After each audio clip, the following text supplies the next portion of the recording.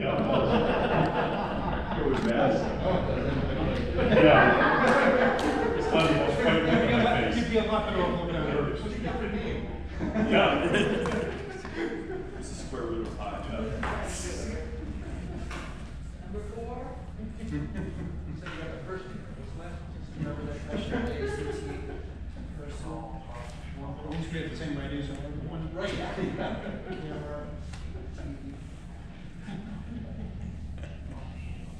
see that?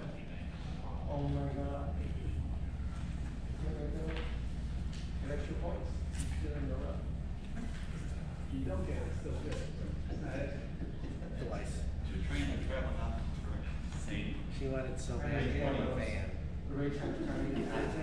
It's like, you know, you buy it. Completely Or the next. completely So we're trying to do unapplicable like for no more than one car. I had a kid in my class in Now Alexander hers is State. paid off. He said, by the time he was done coloring in the whole Long term, you know. test was over. Or get a bank account, just in case. Good evening, I'd like to call to order the regular meeting of the Naperville Park District Board of Commissioners. It is Thursday, July 23rd, 2020. Time is 6:30 p.m. Please rise to the Pledge of Allegiance. I pledge allegiance to the flag of the United States of America and to the republic for which it stands, one nation, under God, indivisible, with liberty and justice for all.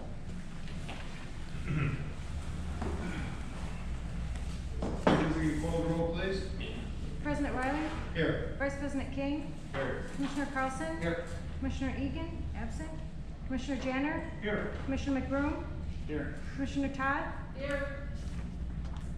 President Riley, I've been notified that Commissioner Egan has requested to participate remotely due to health concerns. I'd be a motion to, for Mr. Egan to call in by the phone. Second. We have a motion and a second. Any discussion? Bridget, call the roll, please. Vice President King, Yes. Commissioner McBroom, Yes. Commissioner Carlson, Yes. Commissioner Janner, Yes. Commissioner Todd, Yes. President Riley. Yes. Next we have, oh, sorry. Omar, I think it'd be much quicker than that.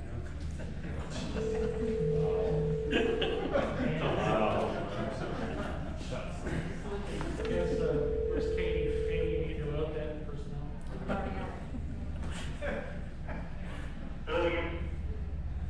Welcome to the meeting.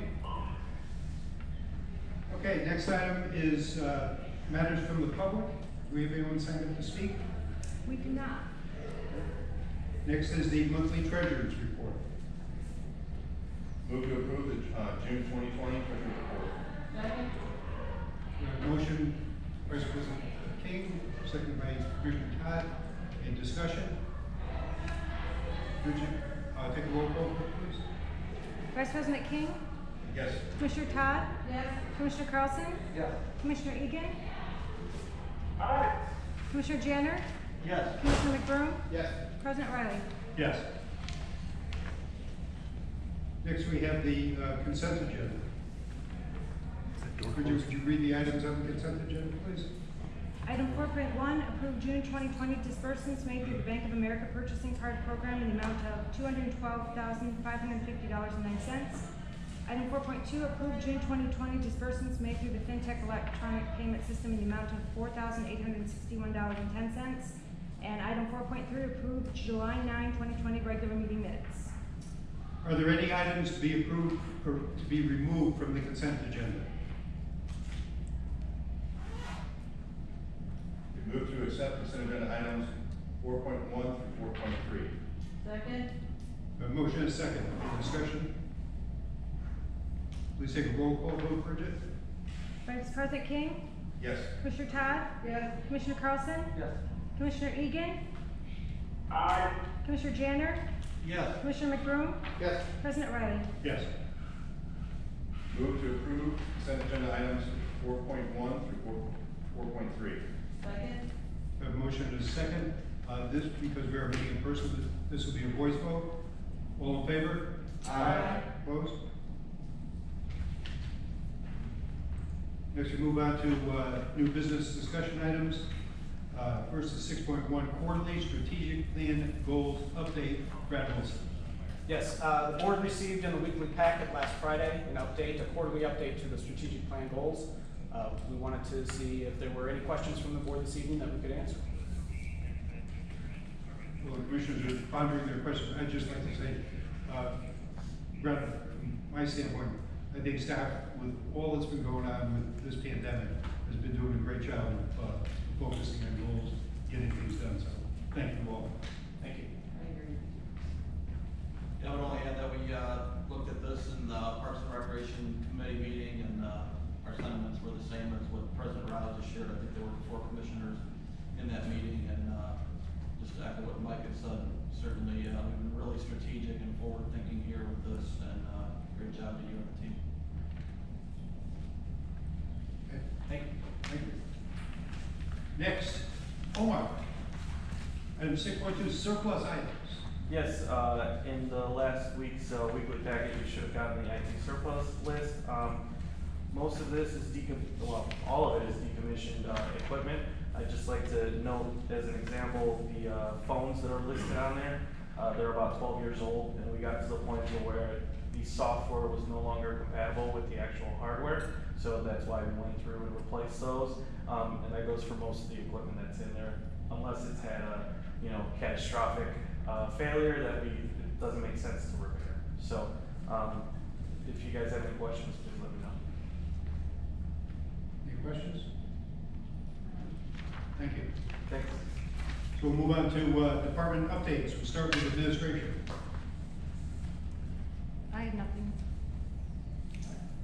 Finance. Finance always has some. Always has something. Okay, If so. finance doesn't have an update, we get nervous. I do. Actually, I've got a good one, but we are, in the last weekly packet, I hope you all got to read about the bond issue. Obviously, we pulled back. Originally, we were going to have a bond ordinance on tonight's agenda based on the current market environment that Eric has been seeing in sales. We pulled back on that. We're evaluating the next 2 weeks if it makes sense to go the route we were going to do, where we're going to do the forward contract, if you recall, lock that in early, versus waiting until October and doing a public sale.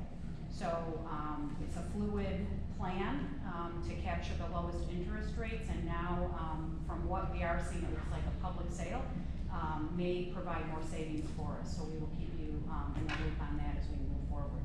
If it does look like the forward contract and getting bids are going to work for 2 weeks, what you would see on the August 13th meeting is a bond ordinance that you would have to approve the sale that night, or we can do a parameters ordinance. If you recall, those of you when we've done those before, you still have the ability to approve it, but we approve a parameters ordinance.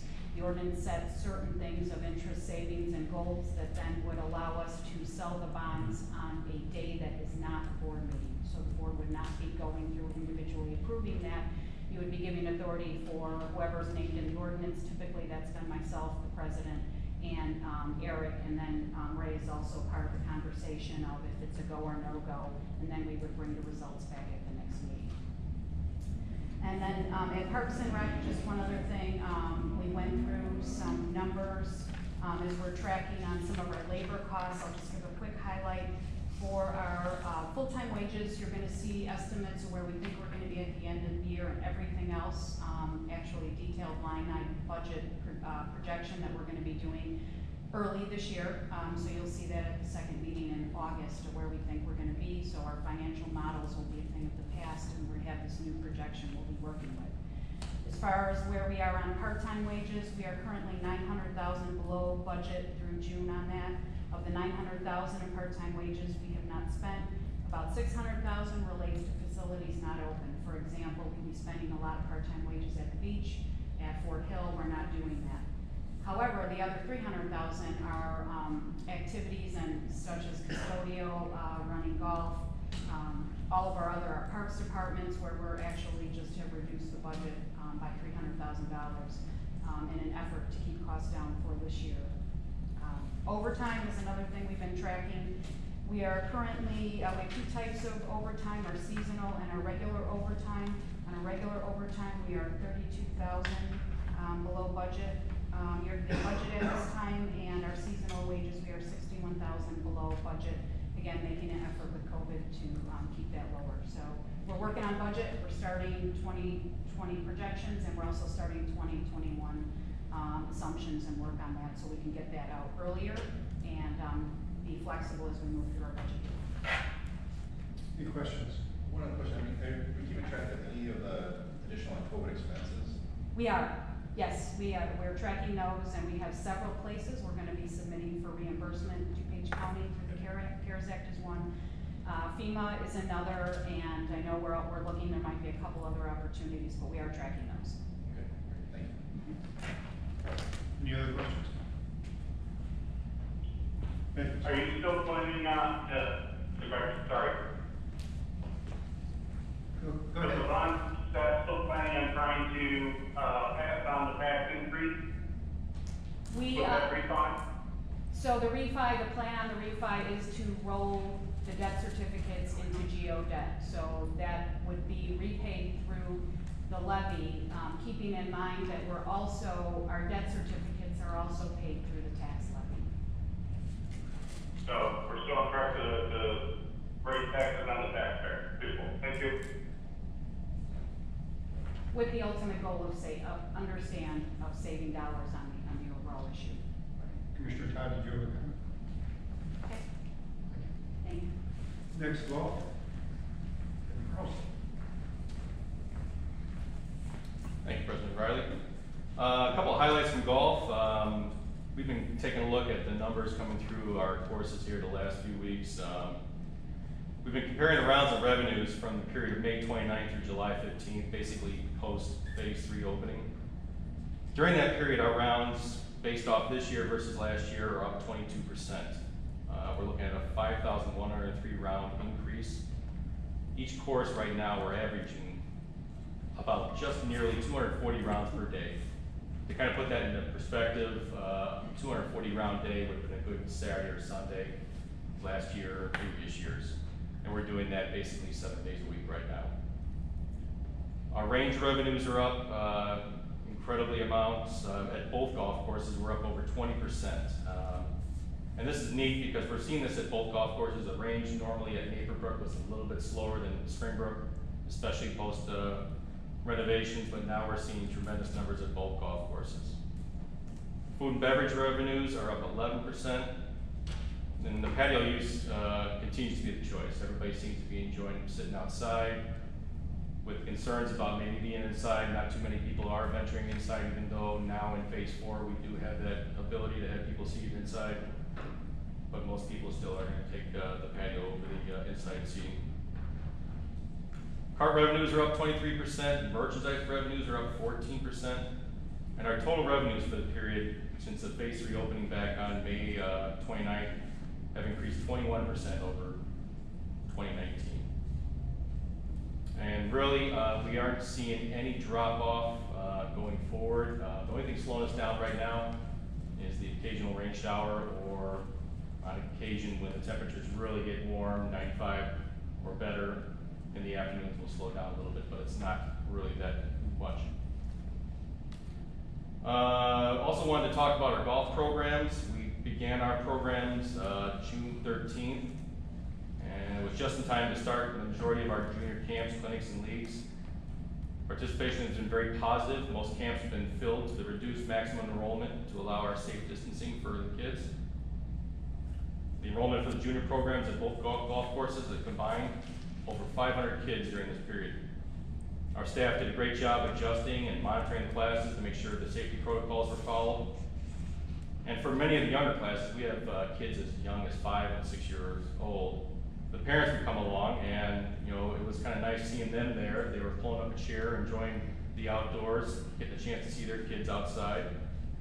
And getting a chance to talk to some of the parents and some of the feedback from them. A lot of comments about the appreciation of being able to get their kids outside, enjoying the fresh air, and being able to do some recreation.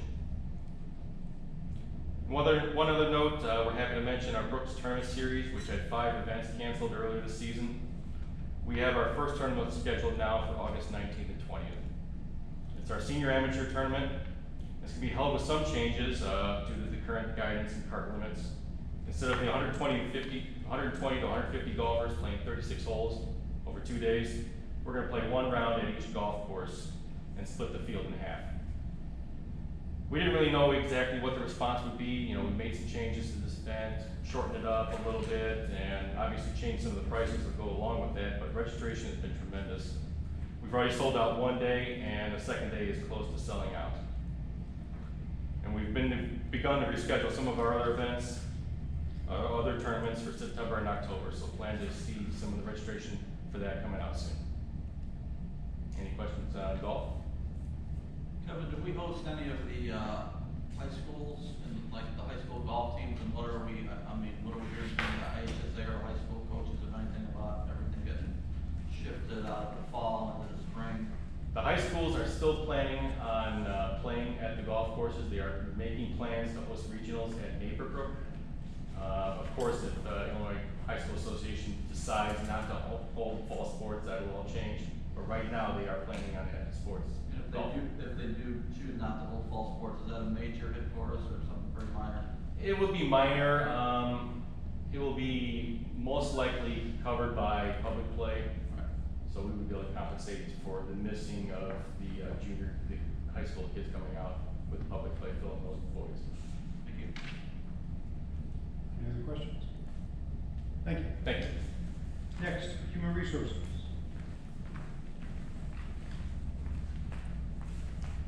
Good evening. Well, since the last time I gave you an update, the workload of the HR department has changed significantly. We've been providing a lot of COVID-19 support to all of our divisions, working a lot with rec, a lot with golf, those areas that are actually interacting with the public and whatnot. So in addition to that, in the midst of COVID-19, our wellness vendor filed for bankruptcy. We were in the middle of a challenge at that point in time too.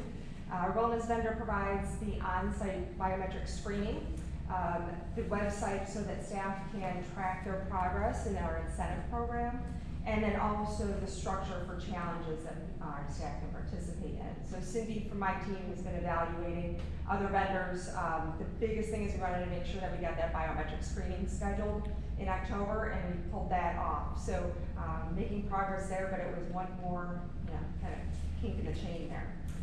Right now also we are assessing the potential impact of these modified school schedules on our staffing levels. If staff can't report to work, we're going to have some staffing challenges as they're home with their children, teaching them or providing general oversight. And this expansion of the FMLA provides some paid leave for that as well. So we're trying to assess where we may be. It's a bit of a moving target right now, but we're on it. Any questions on anything HR? Questions? All right, thank you. Thank you. Next is information technology. Mark. Alrighty. In the next couple of months, I will be bringing to the board a purchase request for a budgeted project to replace our core switch at the administration building, as well as the switching equipment in this building. And it's just good practice. Every 4 to 5 years or so, you replace that equipment for end-of-life reasons, and then you can't get a warranty for it anymore. So just, it's best practice. And the voice over IP. We're currently working on replacing our firewall, and we're staging the next iteration of our virtual environment.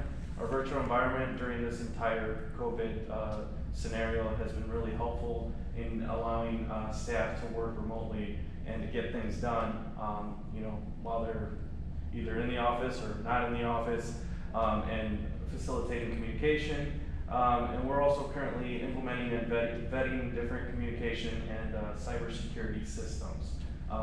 That has also been, as a result of COVID and everything going on in the world. So.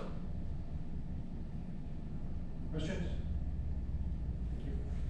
Thank you. Next is marketing and communications. Mira.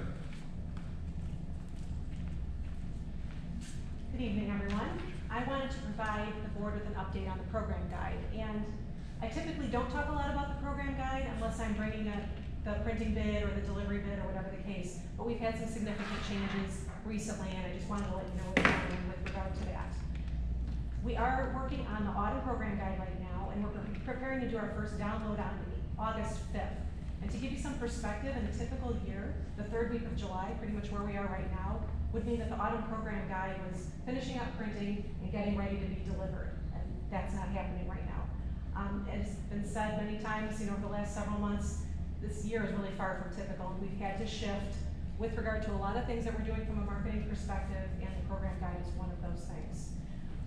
Much like with what happened with summer, where we didn't print it, we had it exclusively online, we're going to do the same thing with autumn and also with winter, with the intention of taking a look beyond winter 2021 and seeing what we want to do. If it's something that we want to decide to print and deliver again, or maybe by then we'll have some other systems in place. We are working on augmenting our digital marketing capabilities with the hope that people will be more and more comfortable going online and registering that way, and we'll kind of see what the future brings, but that's something that I wanted to bring up.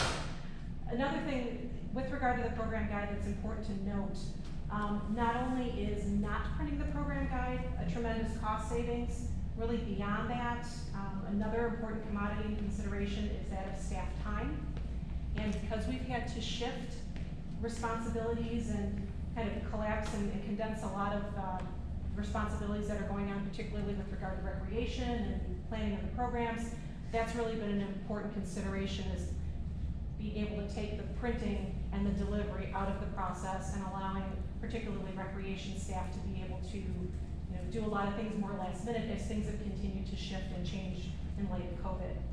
So exploring other opportunities right now for letting people know, key important dates as far as registration, when the program guide is available online. These are all things that I'll continue to keep the board apprised of as we move forward and as we decide what the future of the hard copy program guide is. Obviously, being one of our most visible marketing pieces, it's not going away, but it just may look different into the future. Any questions? Sam, I do a lot of marketing of youth programs and everything like that in my day job, and one of the things I found is most effective, if not the most effective, is text messaging now.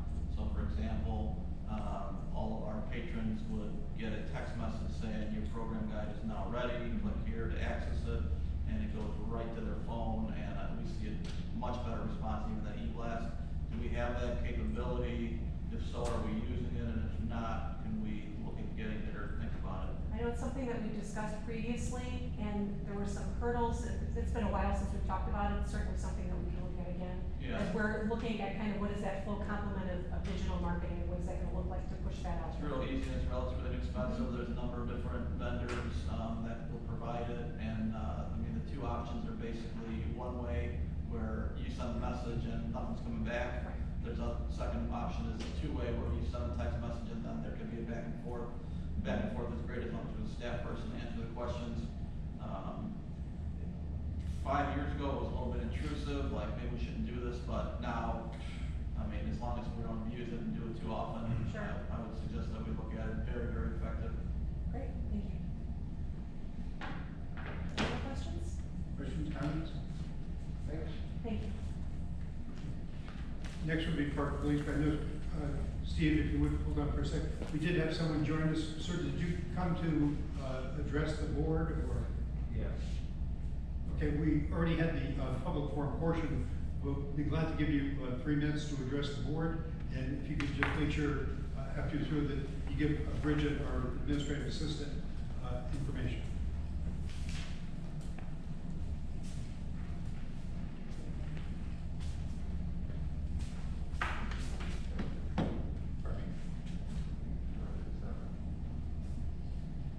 If you start by saying your name and address. Kevin Schulte, I live at 2451 Kingsley Drive in Naperville. I want to thank the Executive Director and Park Police Chief for getting back to me right away. My concern, since my time's limited, I was going to start with what I'm pleased with, but I have on my phone, I was unable to get them to go to you folks, but over 30 photographs of people who ride their bikes in the restricted area of the nature center. And I've spoken as politely as I can to them about the fact that it is restricted, and I've been threatened and insulted and a couple of other things. And in my 30 years in business, when I discovered a problem, it was up to me to come up with a solution. So I have two recommendations. One, I think is impractical, but I'll say it. To put the signs that say no bikes beyond this point right in the middle of the trail, but with all the snow removal and that, it would be impractical, I think. The other possibility would be to move the signs closer to the entrance area and have them on each side. And by that I mean, if you look at the far east entrance, the sign is 5 yards in on the right-hand side, and you could be in before you even see it. The one that's right at the main entrance to the Nature Center building is now partially covered by weeds. So I think if there were better signage, that might help. And the other suggestion is the wooden pedestrian bridge. And I'm not making this up. I've seen people carry their bikes up the steps. I've seen them carry them down the steps, which to me, common sense would say, oh, why did you put steps on a bike bridge? No, why did you bring your bike on a pedestrian bridge? And put signs at what would be the south end, so that people who can legally be up on the upper picnic area on their bikes, because that's connected directly to the bike trail, but they shouldn't come over the bridge into the park area. So that was my concern, and when I walk my dog, which I do frequently, we've had bikes whiz past us, and so that's my concern. Thank you. Okay. Thank you. Perfect timing. Yes, sir. Chief. So our goal continues to be to have an obvious presence at places like the Riverwalk, Friedhagen Park, and most recently down at the splash pad. We've been working with the public to address complaints as they come in. I spoke to Mr. Schultz last night and provided him with the duty phone of the officer that would be working at any time between roughly 8 in the morning and midnight, and encouraged him to call him directly if we had a problem so we could address it in a timely manner. In addition to the patrols, we've been working closely with the city police to evaluate, do some background work on any protests that are taking place on our property or on the city property that's adjacent, so that we can provide it with the practical enforcement or presence that we need, if any.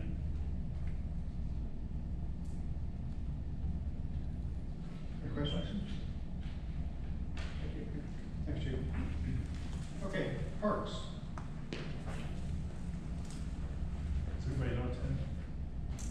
I was gonna say, for those of you I have not worked with yet, my name is Tim Quigley. I've served as the South Parks Operations Manager since 2015, and I will be moving into the Director of Parks role as Kevin Finnegan transitions towards retirement. So I wanted to introduce myself and say I look forward to working with you all. A few highlights, what's going on in parks. During the spring and summer, if garbage and custodial garbage collection and custodial supply collection were used as indicators. Our parks have served as a great outlet to the community during the pandemic. More recently, our athletic field support and our special event support has increased significantly. Especially during the last few weeks, we've started athletic field or baseball and softball support. We've seen a number of camps start utilization in our parks. We've also begun supporting several special events, such as the children's lunch hour. Tomorrow night we've got our first night at the movies at the Plaza, concert in your park, and the farmers market has been going on regularly on Thursdays.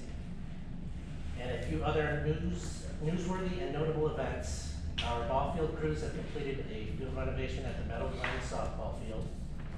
Our crews at Centennial Beach have been busy pumping the water out, and that's in order to help reduce the maintenance costs of the area. And a little bit more near and dear to my heart, I can speak a little bit more specifically about South Parks. We've had a crazy last few weeks. We hosted the Game Day USA tournament and the Naperville Salute 4th of July fireworks event, both at Frontier Park over the 4th of July weekend. Somehow we made it through unscathed. We have a lacrosse tournament starting this weekend, one of our bigger ones, and looking forward to kind of getting back into a little bit of normalcy and working with Steve on our first big athletic field special event. And last but not least, I did see many of you at the 95th Street Community Plaza ribbon cutting last week. And I'd just like to say, if you'd like to see a great example of park features and our park and features that the community has really embraced, step out there on a bright and sunny day and you'll see for yourselves. So thank you, and yes, I look forward to working with you all. Any tough questions for Tim? First one over with. Thank you. Okay, next is planning and development.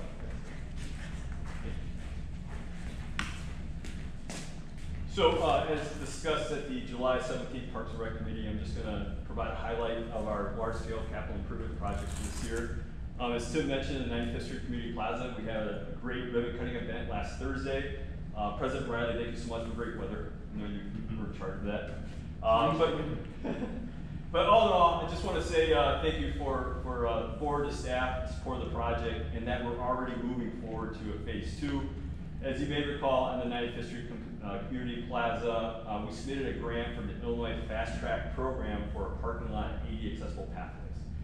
That was submitted in late May. We're hoping to hear back relatively soon, and we're ready to start with that project this year if we hear anything. If not, we also have plans for those improvements that we identified as a considerable need to be completed in 2021. So just an update there. Knock Park Improvements Project, you probably noticed driving along West Street, and improvements at that site with the new synthetic turf field. The carpet, as they call it, the synthetic turf was recently delivered. They're starting the installation of that. At that site, there's going to be 4 pickleball courts, 80 accessible pathways and landscaping. And as you all know, we are going to have a site tour starting at the site next Monday, July 27th at 6 p.m. We'll start with Knock Park, and then we'll go over to 2 Park Meadows sites of Brighton Ridge Park and Stanford Meadows. So you'll see more information coming out about that. And then lastly, Woods Crossing Community Park is also moving forward with respect to construction. Something we discussed last summer in the early fall, we submitted for an OZAG grant. We were very fortunate to receive that for the project, but we got a little bit of a late start in summer, fall. Also due to delays with the pandemic and just slowing down the supply chain, we plan on completing the project or reaching substantial completion toward the early September of this year. Right now, we're looking at probably more like mid-October. So that substantial completion, folks will be able to start using various aspects of the site, but just so everyone's aware, the turf and the prairie grass needs 2 full seasons to grow in of fall of this year and spring of next year. So when we look at like a final completion ribbon cutting event, that would probably be something sometime mid-May next year, just to give you an update. And then also as it relates to Wolf's Crossing, we'll be sending it's what we call an extension of a time approval to the board. Will come to you at the August.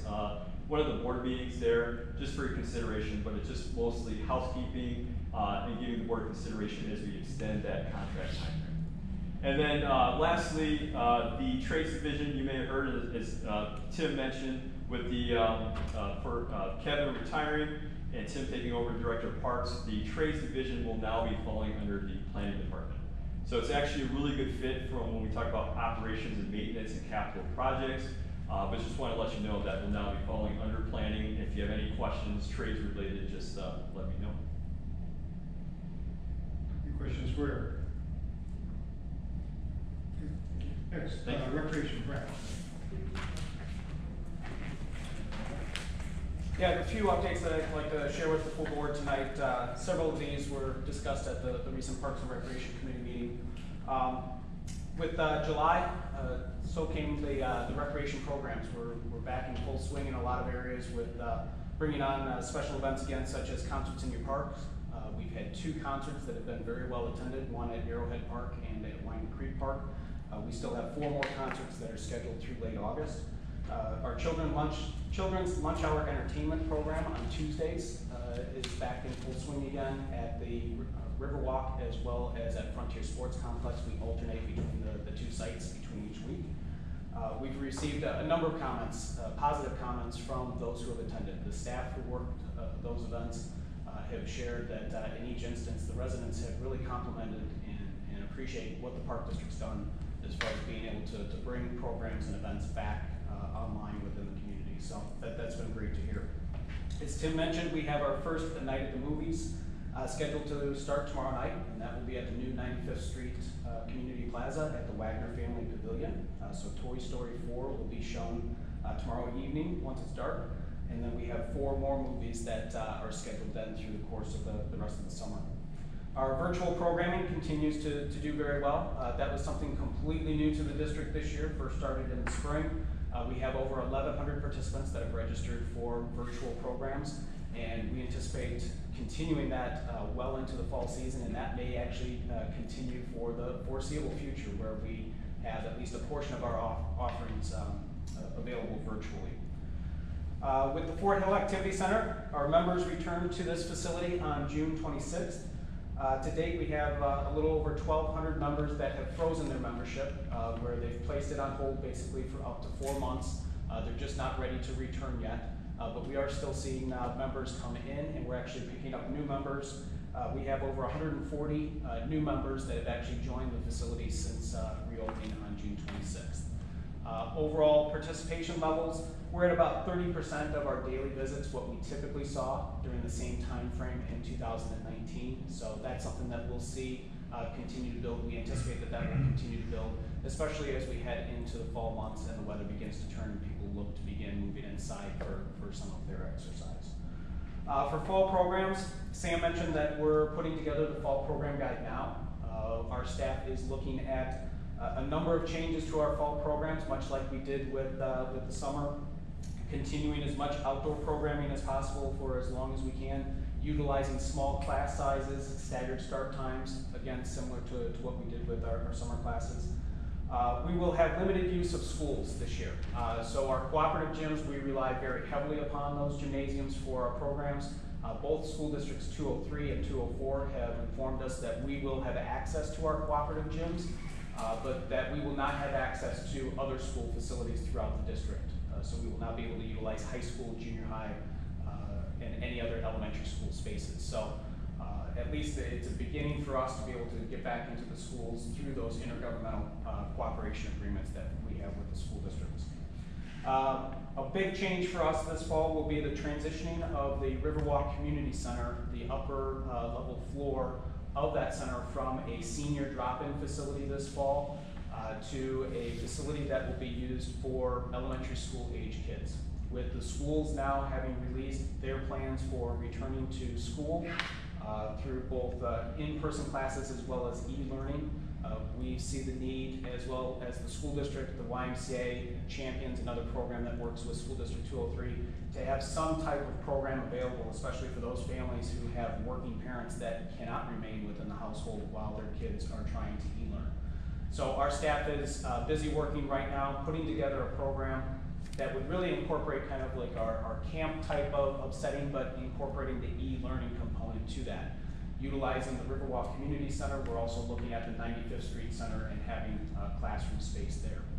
So this is something that we're working on in conjunction with School District 203 administration, as well as YMCA and Champions, and there will be more to come on that in the coming weeks. We're also looking at programs where those who are comfortable with registering within a group, that maybe they, within the neighborhood, are keeping their groups small and having a small group of friends, registering for programs in that manner versus registering as an individual and not knowing who you're going to attend a program with. So that's something that we're currently putting together.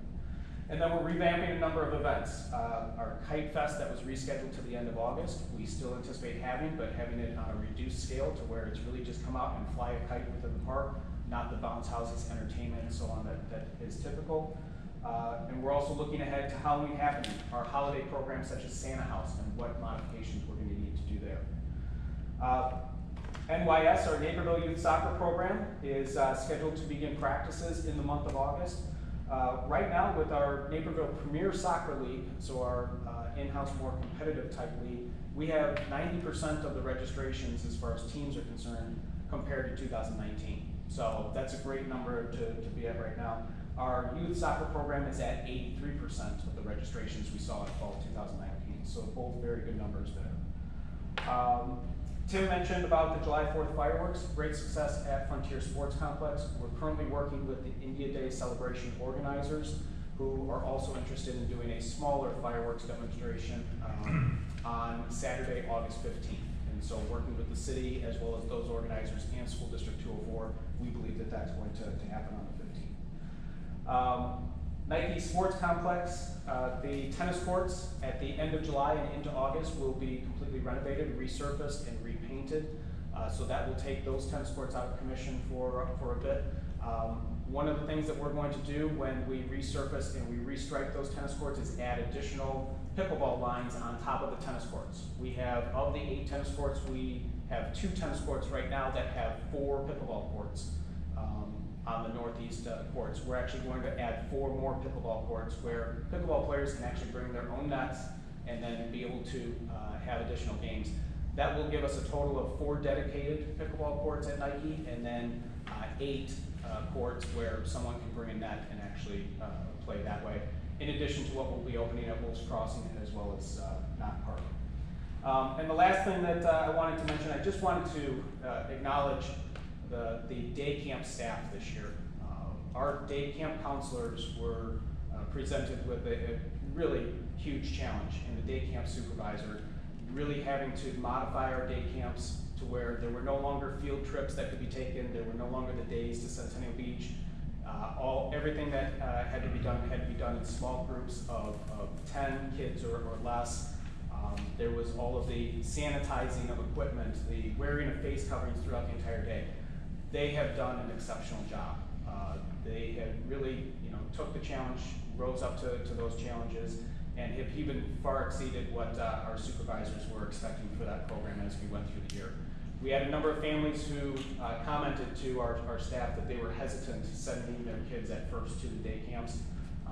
And after they saw how it was being managed the first couple of weeks, they actually stayed and have continued with us throughout the summer. So we have 2 weeks left of day camps, and certainly the day camp staff have done just an outstanding job this summer under a very challenging situation.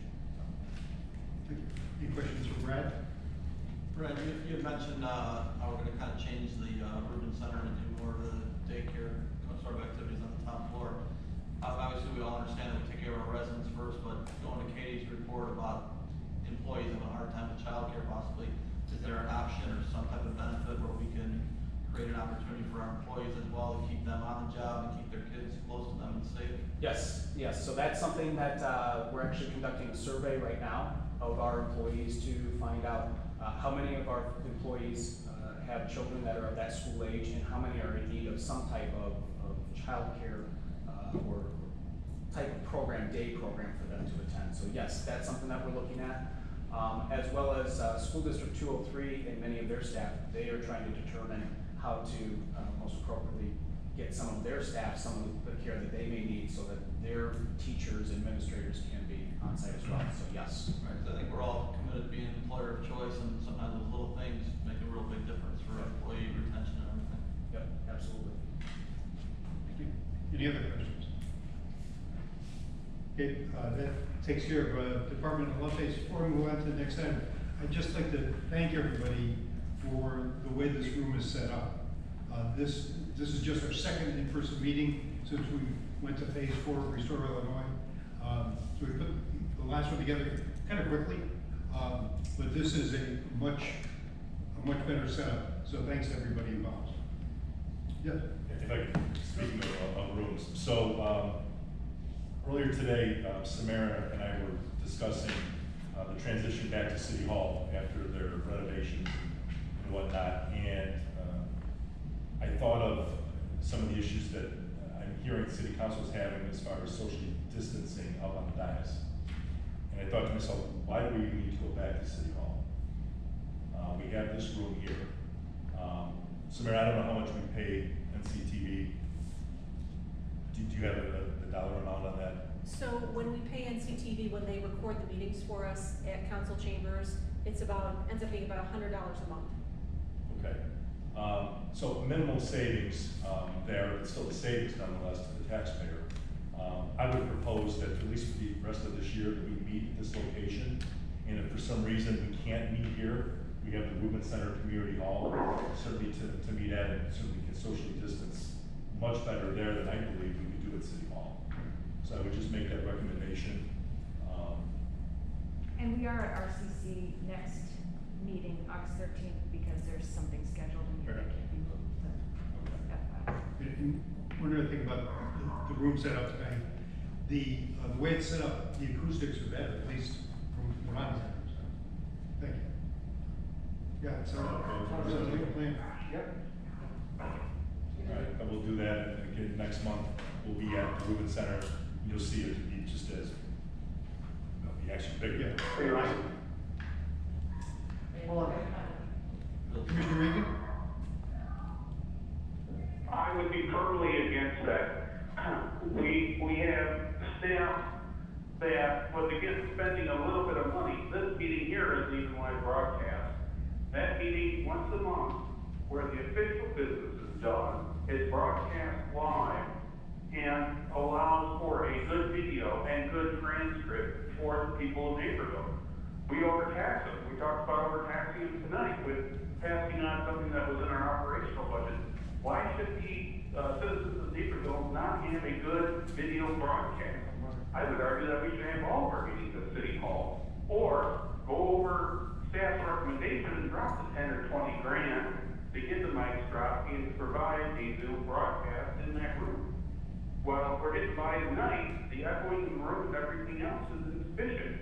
We demand that the citizens come to the room and see it in person, or watch it after the fact, and that deprives them of their ability to participate in their government, especially for those who can't venture out.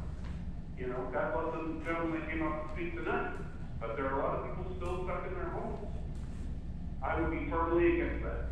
We need to stay at City Hall and consider moving the meeting to City Hall where we've got good mics, good social distancing, and great recordings.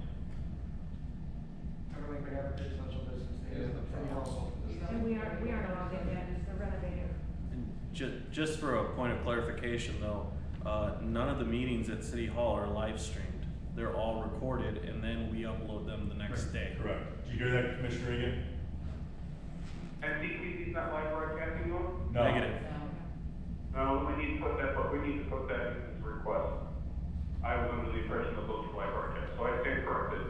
And I'll correct my statement to say we should require or request NCTV to live broadcast those bad boys. We've got the personnel there. I would expect that would be a much more significant cost to us, but that's up to you as the board. If you'd like to bring that forward as an agenda We're item, 100% reserved, we've got the money. Commissioner Reagan, if you'd like to bring that forward as an agenda item for a future meeting, and get a second commissioner to support it, that's fine. Thank you for your comments. I have to take exception with your initial comment of overtaxing the taxpayers. The budget that we're operating under, within budget, was passed 6-1 by the commissioners last year. So the comment of overtaxing is your personal comment. Are there any other questions? Okay, the next regular meeting of the Board of Park Commissioners will be August 13th, 2020, 7 p.m. in the Alfred Rubin Community Center in the Community Hall. We have no executive session this evening, so next item on our agenda is adjournment. Move to adjourn the July 23rd, 2020 regular meeting. Second. We have a motion and a second. All in favor? Is a voice vote? Aye. Thank you all.